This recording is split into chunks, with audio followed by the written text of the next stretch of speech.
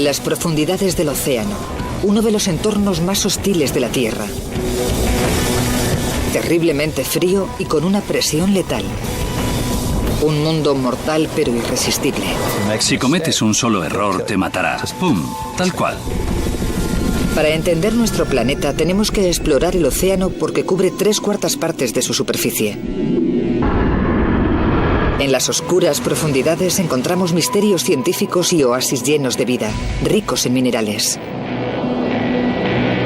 Nuestro conocimiento del océano roza la completa ignorancia. Nos embarcamos en un viaje en el que desvelaremos los interrogantes y los recursos que se esconden bajo las olas. Bienvenidos al fondo del mar.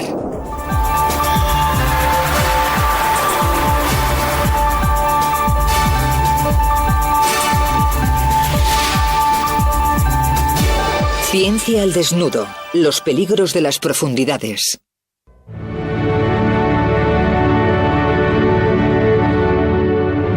Por encima de nuestras cabezas se extiende la majestuosidad del cielo.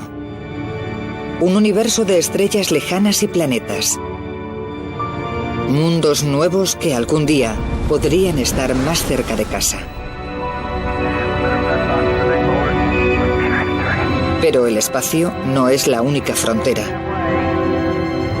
Una docena de hombres han podido caminar en la Luna, pero solo 2 han estado alguna vez en este otro lugar. El fondo de la fosa oceánica. El lugar más profundo de la Tierra.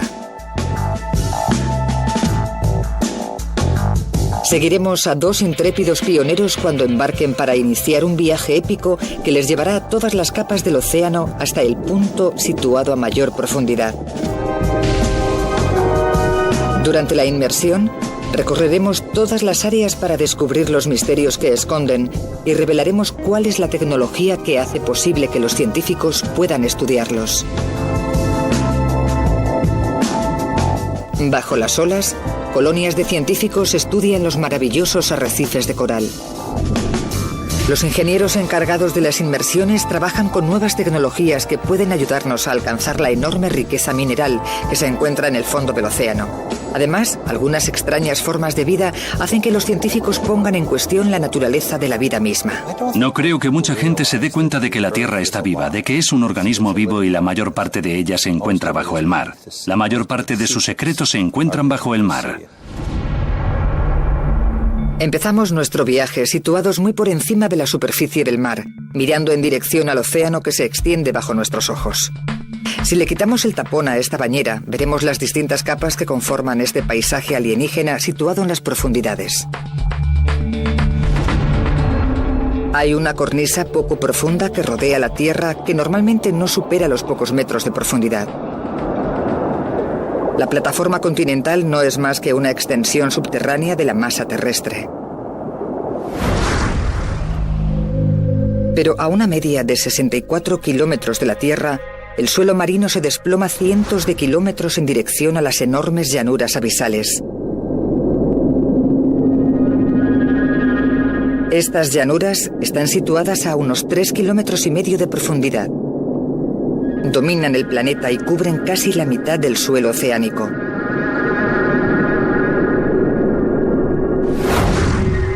Una cadena montañosa las atraviesa a lo largo de más de 64.000 kilómetros, lo que significa que es una cordillera 4 veces más larga que el Himalaya, los Andes y las montañas rocosas juntas. Nuestro destino final se encuentra más allá de estas cimas. El cañón más profundo del océano, la fosa de las Marianas. Tiene 69 kilómetros de ancho y casi 11 de profundidad. Eso significa que tiene las dimensiones suficientes como para poder tragarse el Everest sin muchas dificultades. Para Bob Ballard, el descubridor del Titanic, llegar al fondo del océano es uno de los grandes retos para la humanidad. Las inmersiones son peligrosas. Somos criaturas que respiran aire y aman la tierra y el sol, y allí nos encontramos en un mundo distinto, mucho más extraño para nosotros que estar en Marte o en la Luna. Hace 50 años, dos hombres se preparaban para adentrarse en este mundo tan extraño, para viajar a lugares en los que nunca había estado ningún humano antes, ni siquiera después. El 23 de enero de 1960, la Marina estadounidense está poniendo a punto un rarísimo submarino enfrente de la costa de la isla de Guam, en el Pacífico. Es el Trieste, un vehículo extraordinario que los ingenieros creen que será capaz de soportar las extremas condiciones de uno de los lugares más remotos e inhóspitos de la Tierra, la Fosa de las Marianas. El teniente Don Walsh se ha estado preparando para esta inmersión que supera todos los récords con una duración de 9 meses. Solo fue una jornada de trabajo como otra. No intento quitarle importancia, pero para nosotros no fue tan complicado porque habíamos realizado muchas inmersiones y ya lo conocíamos todo, sabíamos cómo funcionaba. Solo iba a ser una larga jornada. El Trieste es una nave muy pesada de aspecto extraño, llamada batiscafo. Es más parecido a un dirigible que a un submarino convencional. Un tanque de 17,5 metros domina el diseño de la nave. Por debajo del tanque cuelga una cabina pequeña de forma esférica, en la que Don Walsh y su compañero Jack Picard pasarán todo el viaje. El interior de la esfera de la cabina, que en realidad es muy pequeño, tenía las medidas de una nevera doméstica de tamaño grande. La próxima vez que estéis sacando una cerveza del fondo del refrigerador, tratad de imaginar cómo trabajan dos hombres juntos allí dentro. El tanque principal, el que está situado encima de la diminuta cabina, contiene 105.000 litros de gasolina. Y esta gasolina, que es menos densa que el agua del mar, ayuda a que el Trieste flote. Empezarán la inmersión cuando la tripulación comience a llenar de agua los tanques de lastre. Así el Trieste es cada vez más pesado y empieza a hundirse. Ya ha iniciado su viaje hacia el fondo de la Fosa de las Marianas. Encerrados en la cabina, Walsh y Picard tienen la esperanza de que el Trieste sobreviva a las condiciones extremas del océano. De aquí en adelante, cualquier error puede resultar fatal. Nuestra inmersión hacia el fondo de la fosa empieza con un pequeño paso.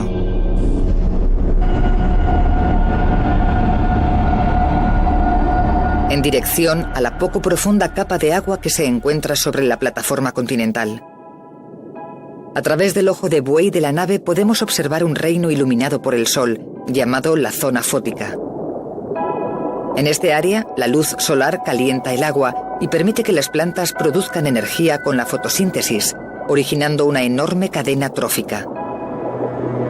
La mayor parte de la vida marina se encuentra en esta fina capa del océano.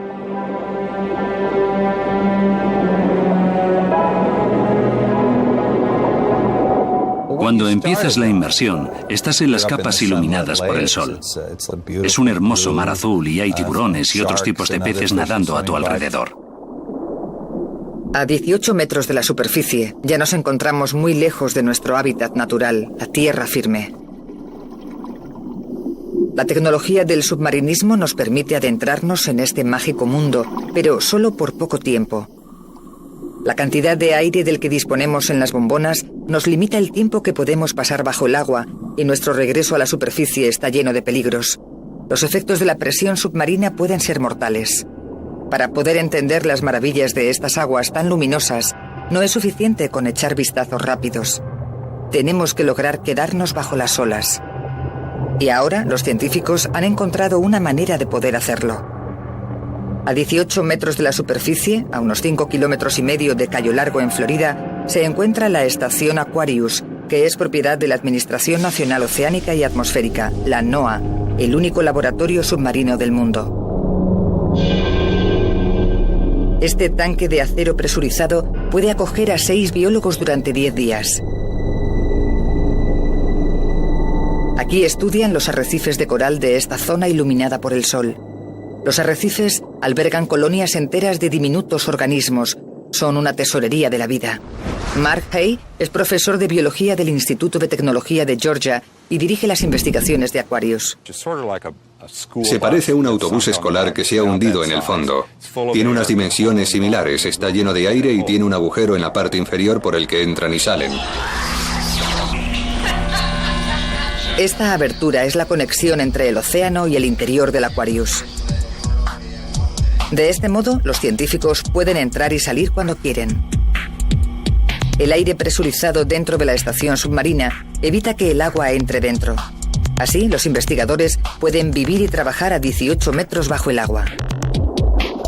Los biólogos pueden pasar hasta 9 horas realizando buceos de investigación, 9 veces más que si lo hacen desde la superficie. Para volver a cargar las bombonas de oxígeno, regresan a la estación en lugar de tener que ascender a la superficie. El Aquarius es una herramienta genial para que los científicos puedan vivir junto a los animales y el coral y tengan la oportunidad de aprender más cosas sobre estas selvas submarinas.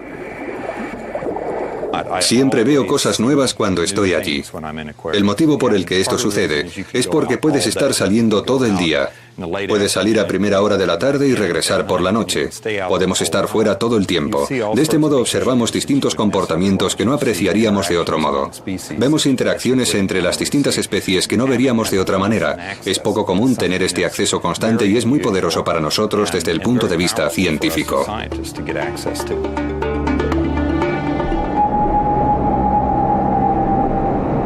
El Aquarius les ofrece a los biólogos un acceso sin precedentes al arrecife de coral. ¿Quién sabe cuáles son los tesoros que esperan a ser descubiertos? Pero nuestro destino final está situado mucho más lejos del emplazamiento de este paraíso de coral. El 99% de nuestro viaje está a mucha más profundidad que el Aquarius. Cuanto más descendemos, más se oscurece el agua. La presión sube y la temperatura desciende. Ha llegado el momento de ir a más profundidad.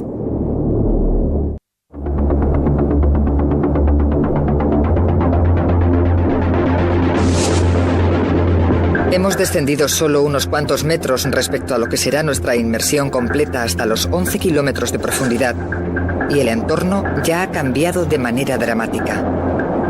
Cada vez hay menos luz y el océano empieza a cambiar de color. Empiezas a ver cómo desaparece el azul o el verde azulado y finalmente se convierte en matices de gris hasta alcanzar la negrura del abismo. A 106 metros, el Trieste se dirige directamente hacia una barrera invisible. La temperatura del agua desciende desde los 21 grados hasta los 10 en tan solo unos metros de diferencia.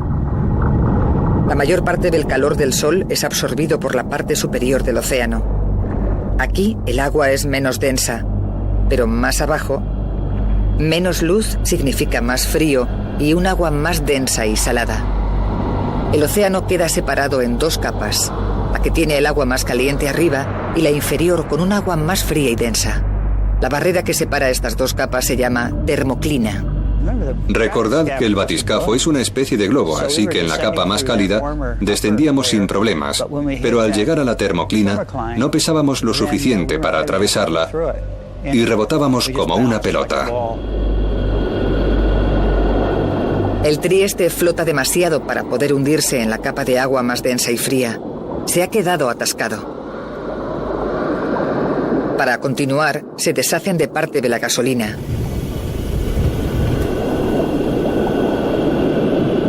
Ahora, al pesar menos, el Trieste penetra a través de la barrera y sigue descendiendo en dirección a la fosa de las Marianas.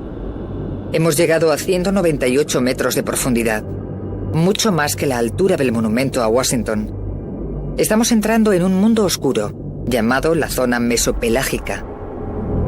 Solo un 1% de la luz del sol alcanza estas aguas glaciales. La temperatura se desploma hasta los 10 grados bajo cero, pero incluso en este lugar hay tesoros minerales.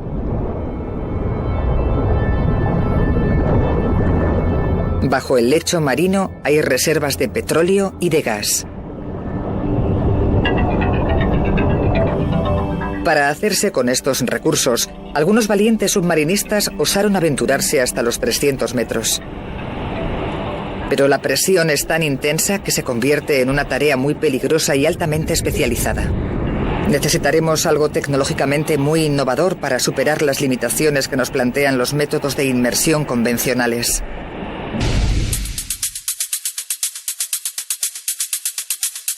Una innovación que Phil Nuiten, inventor, espera lograr. Su dilatada experiencia como submarinista le ha enseñado que un largo periodo de exposición a las altas presiones del océano puede afectar profundamente al cuerpo humano. Si trabajas en el océano, aprendes a respetar que es implacable, que es tan poderoso que nosotros solo somos unas criaturas extremadamente frágiles, como una medusa llena de palillos. Somos realmente delicados y cualquier cosa puede liquidarnos.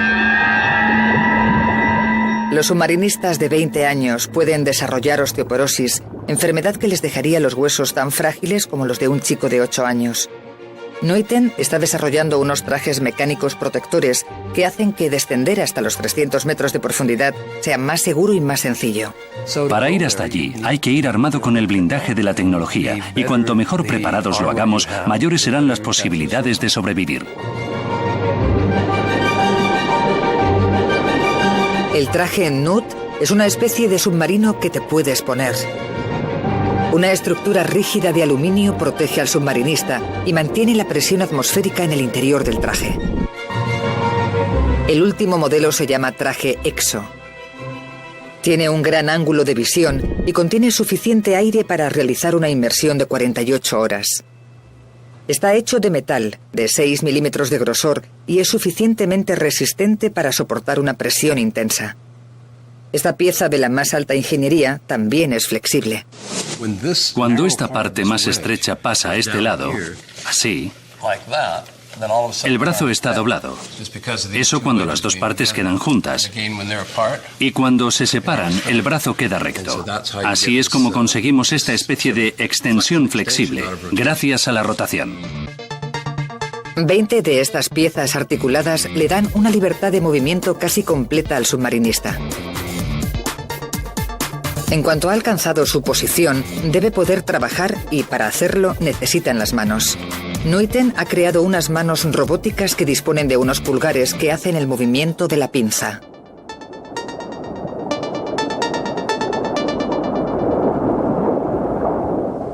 Así lo ponemos recto. Pero el pulgar, este movimiento del pulgar es complicado y solo lo usan unos pocos primates. Los demás animales no, y nos permite hacer este movimiento. Este y este. Su mano mecánica realiza los mismos movimientos. Puede agarrar, sujetar y maniobrar objetos con una increíble destreza. Con ella podéis coger un lápiz, firmar con vuestro nombre sin perder la caligrafía, coger una pelota, tirarla contra la pared y volver a recogerla. Esto se debe a que el pulgar realiza el movimiento de la pinza, usando ese sistema para coger lo que le rodea.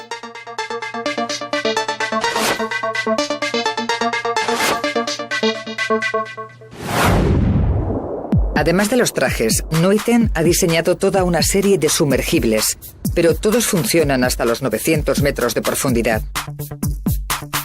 Más allá, la intensa presión es demasiado poderosa para que puedan operar de manera segura. A 900 metros aún nos queda el 90% de nuestro viaje. Por debajo de esa profundidad encontramos un mundo necesitado de sol, dominado por oscuras montañas marinas. Un entorno salvaje en el que el mundo ha desarrollado una corteza rocosa y la vida parece desafiar las leyes de la ciencia misma.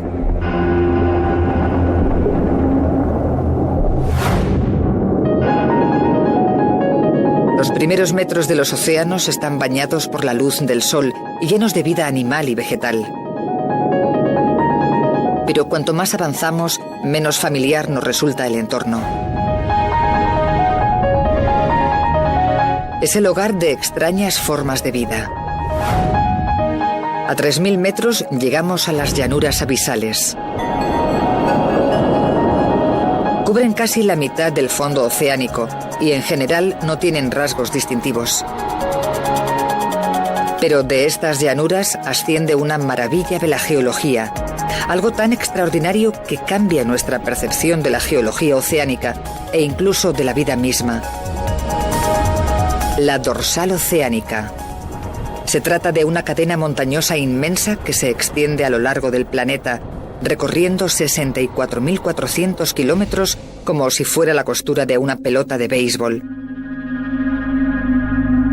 Es la cadena montañosa más grande de la Tierra, además de la que presenta mayor actividad volcánica. Bob Ballard es una de las pocas personas que la ha visto cara a cara, de cerca. Yo lo llamo la frontera de la creación porque la Tierra ha creado su corteza externa a lo largo del circuito por el que discurre la cadena montañosa. Hasta hace unos 40 años, la dorsal oceánica solo era un misterio geológico. Pero ¿cómo se formaron estas montañas bajo el mar? Según la teoría de las placas tectónicas, la corteza terrestre está formada por una serie de placas que se encuentran juntas. Cuando dos de ellas ejercen presión mutua, forman cadenas montañosas. Pero en el caso de la dorsal oceánica, las placas no están ejerciendo ninguna presión mutua, sino que se están separando. Cuando observamos cadenas montañosas como el Himalaya o los Andes, vemos que se han formado por el choque de dos placas. De algún modo te lo puedes imaginar. Claro, tiene sentido, dos placas que chocan y se elevan formando las montañas. Pero el misterio de la dorsal oceánica es cómo se forma una cadena montañosa si las placas se están separando. No tiene sentido. Así que en los años 60 los geólogos se enfrentaron a una explicación completamente radical. La dorsal oceánica es como una enorme burbuja. La roca derretida del fondo del manto terrestre ascendió entre las placas y el magma empezó a rezumar en el mar. Luego se enfrió y se solidificó, formando unas montañas de miles de metros de altura. Es una teoría bastante aceptable, pero cuando la ponen a prueba surge un problema. El agua que rodea la dorsal oceánica debería estar caliente debido al magma que emerge de la cresta. Pero las lecturas de la temperatura que se han realizado cerca de la dorsal son mucho más bajas de lo que los científicos esperaban. Si el agua no está caliente, puede ser que no hubiera magma, ni una explicación para la existencia de la dorsal atlántica.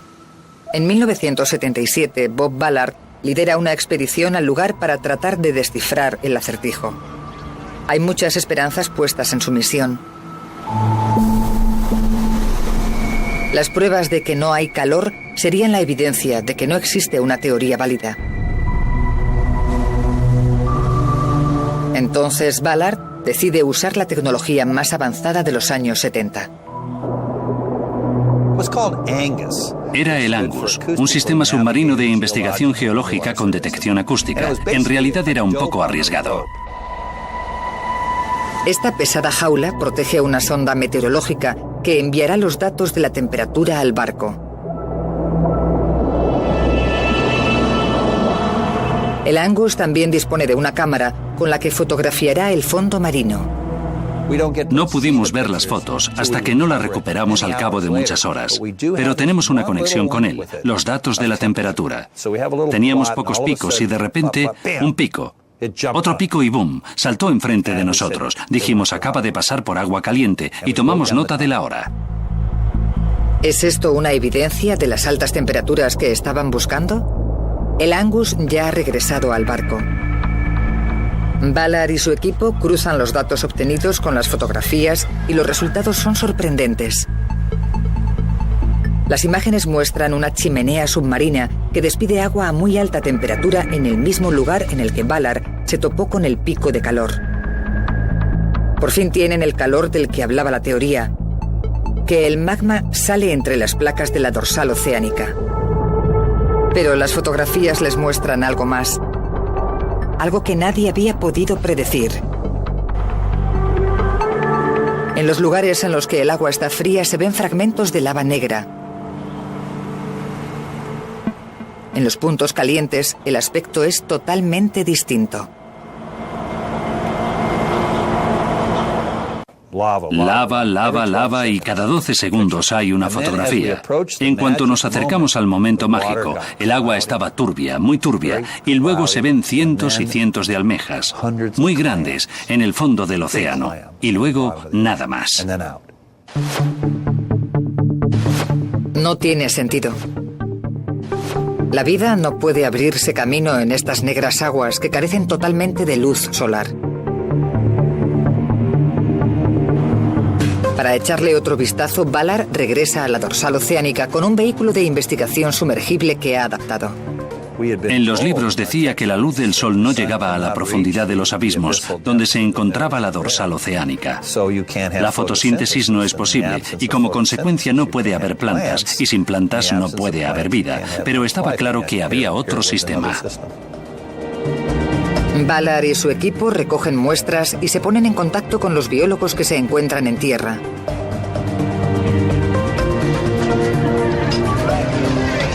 Dije, bueno, tenemos un gusano de 2,5 metros. ¿Qué se supone que debemos hacer con él? Y me dijeron, ya lo sabes.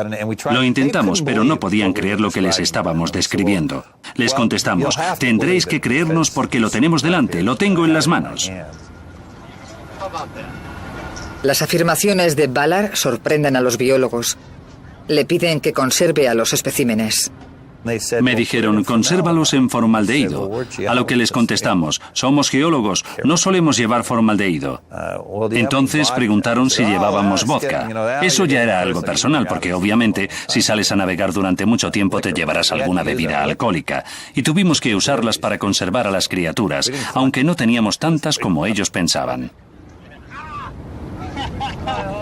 La expedición de Ballard había logrado resolver un misterio de la geología, pero abrió un nuevo debate en el campo de la biología. El descubrimiento desafía a los supuestos científicos que afirman que sin luz solar no podía haber vida. Los científicos siempre habían considerado que la fotosíntesis era la base de la vida en la Tierra.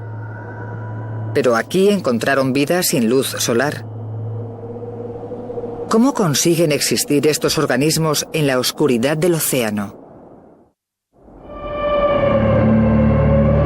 En una misión destinada a investigar la dorsal oceánica, el explorador Bob Ballard y su equipo descubren un nuevo ecosistema. A 2.600 metros de profundidad, la vida se abre paso en la oscuridad. Nos topamos con un zoo increíble, formado por criaturas exóticas. Lo más impresionante era que la lava fresca estaba completamente cubierta por criaturas marinas, por tantas que no podíamos ni verla. Esto no era lo que tenía que suceder. Teóricamente, sin luz, no había plantas. Que no hubiera plantas significaría que no hay animales. ¿Cómo sobrevive este enjambre de criaturas exóticas? La primera pista no la obtienen de las criaturas, sino del agua. Cuando nos llevamos parte del agua que salía de las chimeneas, al llegar arriba abrimos el recipiente y, bueno, olía a sulfuro de hidrógeno. Los respiraderos hidrotermales son centros de actividad volcánica, lugares en los que la lava y los gases escapan a través de la corteza terrestre, gases que incluyen el sulfuro de hidrógeno. Para los humanos este gas es venenoso, pero las criaturas que encontraron alrededor del respiradero viven gracias a él. Empezamos a darnos cuenta de que con el transcurso de varios eones de tiempo, una bacteria había logrado duplicar la fotosíntesis en la oscuridad. Un tipo de bacteria diminuta, formada por una sola célula, mezcla el sulfuro de hidrógeno con el oxígeno y produce energía. Esta reacción química dispara el crecimiento de las bacterias y les permite vivir sin luz solar. Además, estas bacterias forman la base de este ecosistema extraordinario. Bria Govenar, bióloga del Instituto Oceanográfico de Woodhull, estudia la relación que se establece entre estas bacterias y las demás criaturas que viven alrededor de los respiraderos. Encontrar vida alrededor de los respiraderos hidrotermales cambió completamente la visión que teníamos de los sistemas biológicos, y a partir de ese momento las posibilidades son infinitas. Govenar estudia a un gusano en particular que vive en los respiraderos. Aquí tenemos un espécimen del gusano Riftia pachyphylla. Es el gusano de tubo gigante, que puede llegar a medir entre 1 metro y 3 metros de largo. Este gusano usa una especie de pluma con la que filtra el sulfuro de hidrógeno y el oxígeno del agua. Pero no consume las sustancias directamente. En lugar de eso, primero pasan por las bacterias que viven dentro de su cuerpo. Y estas bacterias usan el sulfuro y el oxígeno de una reacción química con la que producen unos azúcares simples que alimentan al gusano. Se trata de una asociación sorprendente y efectiva. Cada litro que sale del respiradero contiene suficiente sulfuro de hidrógeno para producir más de 700 calorías cuando se mezcla con el oxígeno. El gusano puede llegar a medir casi 3 metros alimentándose de estos azúcares.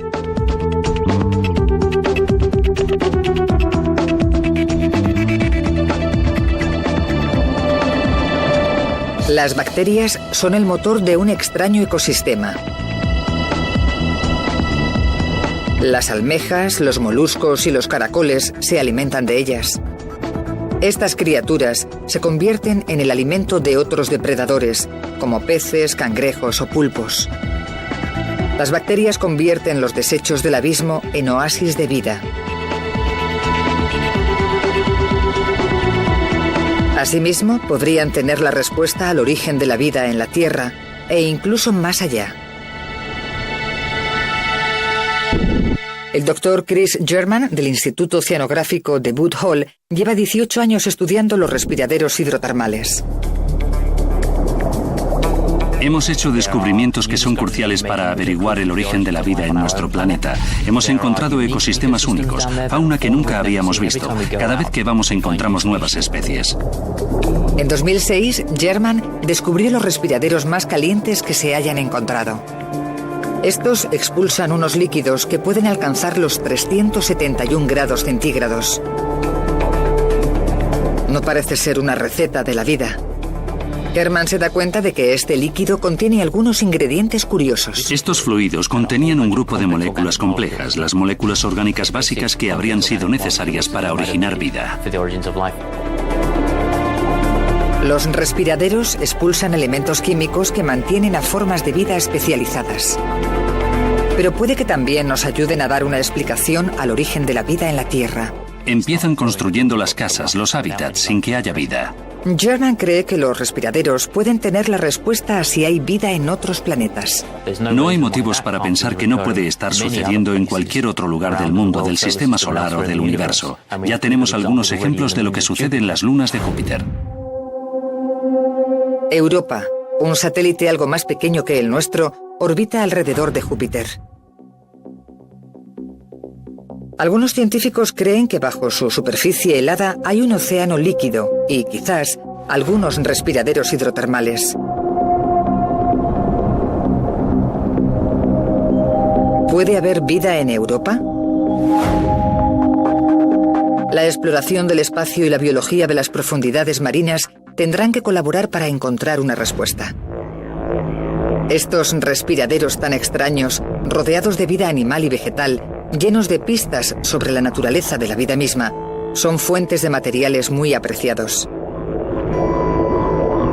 Expulsan algunos de los minerales más puros del planeta: cobre, hierro, zinc e incluso oro, plata y platino. Todos llegan al océano. El metal es tan valioso que podría llegar a ser viable extraerlos, incluso en estas profundidades. No hay duda. Los respiraderos de la dorsal oceánica están generando grandes concentraciones de minerales comercializables. Y cuando estos minerales sean cada vez más escasos en el 28% de la Tierra que está situado sobre el mar, empezarán a buscarlos bajo el agua, tal como están haciendo con el petróleo.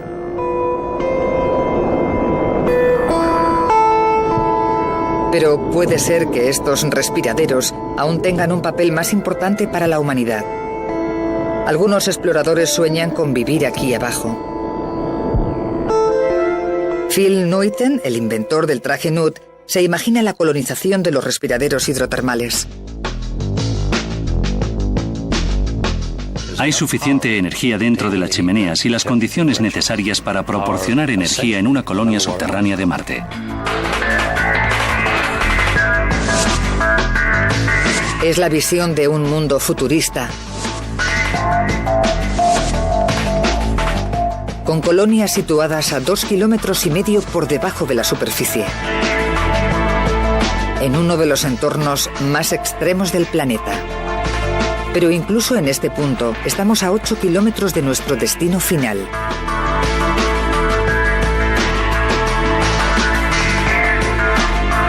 Nuestra expedición se adentra en uno de los lugares menos conocidos y entendidos de la Tierra, la parte más profunda del océano. Estamos en un mundo de oscuridad eterna, donde tan solo las criaturas realmente extrañas sobreviven. A bordo del Trieste, Don Walsh desciende en dirección a estas terribles aguas oscuras. Nuestro indicador de profundidad marcaba nuestro desplazamiento, pero era mejor mirar hacia afuera porque en casi toda la columna de agua de 11 kilómetros había bioluminiscencia, organismos vivos que emitían luz. Veíamos cómo pasaban y el ritmo al que se movían era nuestra velocidad vertical. El Trieste se dirige hacia su destino a 55 metros por minuto. Cada 30 centímetros más de descenso añaden 0,030 bares a la presión que sufre el casco de acero de la nave. A 5.500 metros la presión es 500 veces más alta que la que había en la superficie. Una persona sin protección experimentaría una presión de 551 bares. Una presión de tales características habría aplastado cualquier nave sumergible como si se tratara de una lata de refresco vacía. Para evitar que las paredes quedaran destrozadas, los diseñadores del Trieste reforzaron el casco de la nave. El casco de acero está unido formando una esfera, repartiendo la presión de manera equitativa en toda la estructura. Las piezas se soldaron con resina epoxi. Pero este momento sigue siendo delicado. En una inmersión de prueba previa a la inmersión definitiva, el Trieste sufrió un accidente terrible. La soldadura cedió. Hubo una gran explosión ya que esa junta estaba soportando mucha presión y la soldadura se rompió. La única cosa que sujeta las tres piezas juntas en este momento es la presión del agua. La presión del agua mantenía a las tres piezas juntas, pero el Trieste necesitaba una reparación urgente. Faltan pocas semanas para la inmersión hacia la fosa de las Marianas y el equipo solo dispone del tiempo suficiente para realizar un apaño. Uno de los suboficiales había montado unas bandas que lo sujetaban y que ahora podéis contemplar en el Trieste. Sujetan las tres piezas de ese modo. Con estas reparaciones, el Trieste se dirige al punto situado a mayor profundidad del planeta y aún no ha pasado la prueba más dura. Cuando llegan a los 6.100 metros, las bandas no parecen estar sufriendo. Siguen descendiendo. Walsh y Picard entran en territorio desconocido. La fosa oceánica. Así como la dorsal oceánica había creado la corteza terrestre, las fosas la destruyen. Las fosas se forman cuando las placas tectónicas chocan y se superponen. La placa que queda debajo se precipita en dirección descendente y su corteza se convierte en magma. Las fosas, estas ranuras en el suelo oceánico, parecen valles y su inclinación es muy gradual. Walsh entra en la más profunda de las fosas, la fosa de las Marianas. Localizada al este de las Filipinas, esta fosa se desploma hasta los 4.600 metros por debajo de las llanuras abisales. Ahora se encuentra a unos 9.200 metros por debajo de la superficie. La presión que soporta el Trieste ya es 900 veces mayor que la que soportaba en la superficie. De repente, aquello que el equipo más temía se convierte en realidad. Hay una explosión en el batiscafo.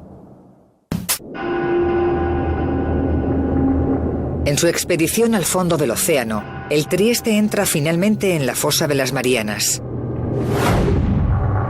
Una ranura de 2.250 kilómetros de largo y 70 kilómetros de ancho. Su profundidad es mayor que la altura del monte Everest. Miles de personas han llegado a la cima de la montaña más alta del mundo pero Walsh y Picard son las únicas 2 personas que han descendido a la fosa. La presión que el agua ejerce sobre el batiscafo es muy fuerte. De repente, una explosión sacude la nave.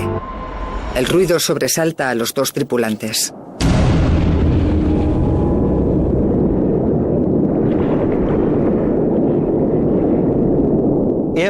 Si se hubiera inundado de manera catastrófica, ni siquiera nos habríamos enterado porque habría pasado de repente, lo habríamos tenido encima de repente. Quiero decir que con la presión que soportábamos en ese lugar, 689 bares, haberlo oído y seguir estando allí, quería decir que estábamos vivos. La grieta ocurre en uno de los puntos débiles del Trieste, una ventana exterior. Están hechas de plástico acrílico en lugar de cristal. La gente tiende a pensar que es blando y no muy resistente, pero en realidad es lo contrario. Esto se debe a una de las características del acrílico. Cuando soporta mucha presión, se comporta como un líquido espeso en lugar de como un sólido y empieza a fluir. Durante la inmersión profunda, bueno, en todas las inmersiones, pero sobre todo quedó claro que en la inmersión profunda, la ventana por la que mirábamos se movía un poco dentro de la cabina, 2 o 3 milímetros. No es mucho, pero al mirar te dabas cuenta. Esta propiedad del acrílico hace que las ventanas soporten grandes presiones sin romperse. Pero a 9.200 metros, una de las ventanas ya no soporta la presión y cede. El casco interno se mantiene hermético, permitiendo que el Trieste siga su camino hacia el fondo de la fosa.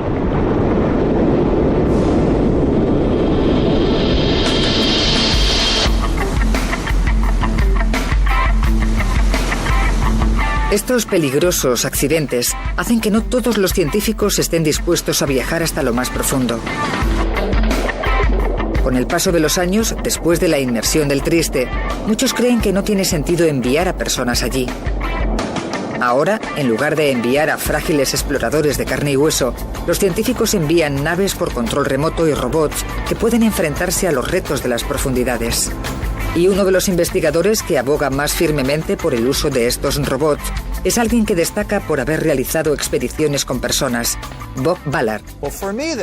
Para mí, el momento mágico de la conversión fue en 1979, cuando organizamos otra expedición para regresar a los respiraderos hidrotermales.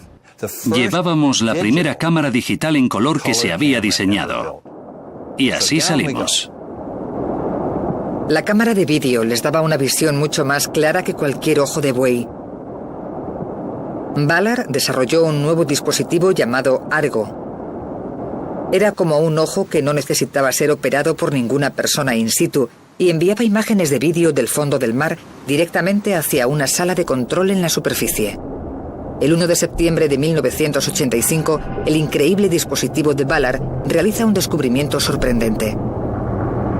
Los restos del Titanic. Situado a 3.650 metros en las frías aguas del Atlántico, había evitado ser descubierto durante más de 80 años. El robot de Ballard es un éxito donde la exploración humana ha fracasado. No necesita ni aire, ni comida, ni siquiera descanso. Así puede pasar semanas en lugar de unas horas rastreando el fondo marino.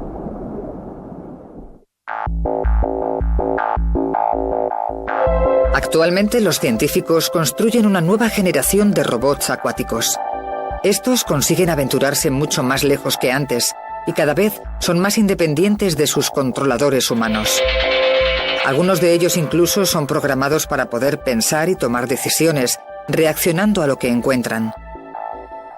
Pero no todos están convencidos de que puedan reemplazar la exploración humana.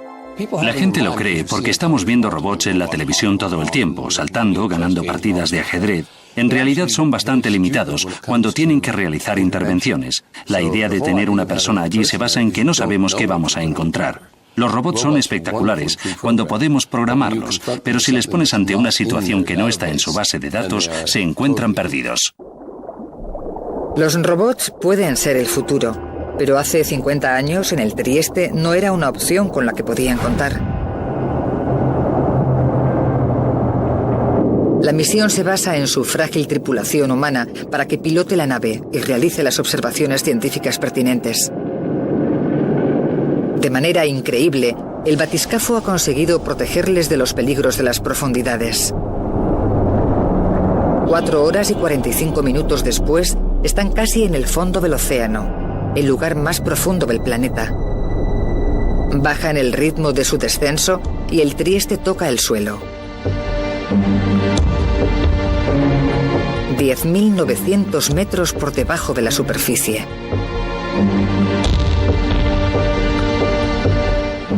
Sabíamos que habíamos llegado al fondo porque ahí estaba el fondo. Básicamente se trataba de descender hasta que se terminara el océano. Afortunadamente fue un aterrizaje suave, sobre sedimentos en lugar de roca. Yo siempre lo describo como copos de avena con leche, de color clarito, muy fino. Y cuando aterrizamos, se formó una nube de sedimentos alrededor. A esa profundidad, la presión es 1000 veces más alta que en la superficie. Pero incluso en este lugar tan inhóspito sigue habiendo vida. Vimos un pez, de este tipo de peces que viven en el fondo, de cuerpo plano, como el halibut, con los 2 ojos en uno de los lados. Es un pez bentónico, lo que significa que vive allí, que no nadaba allí simplemente, sino que vivía allí, y donde hay uno hay 2. Walsh y Picard pasaron media hora realizando observaciones antes de ascender en dirección a la superficie y enfrentarse a la gran cantidad de publicidad que les esperaba. Enfrente de la isla de Guam, el batiscafo de investigación de la Marina, el Trieste, sale a la superficie después de su descenso a la fosa de las Marianas, el lugar situado a más profundidad en los océanos terrestres. Un viaje al centro de la Tierra mucho más lejano que la distancia que supondría escalar el Everest. Nuestro viaje de exploración ha terminado. Nos ha llevado a un mundo extraño y maravilloso. A pesar de su gran riqueza y todas sus maravillas, actualmente el 95% de nuestros océanos siguen sin explorar. La última y más grande frontera de la Tierra se encuentra más allá de las olas, esperando a la próxima generación de exploradores intrépidos.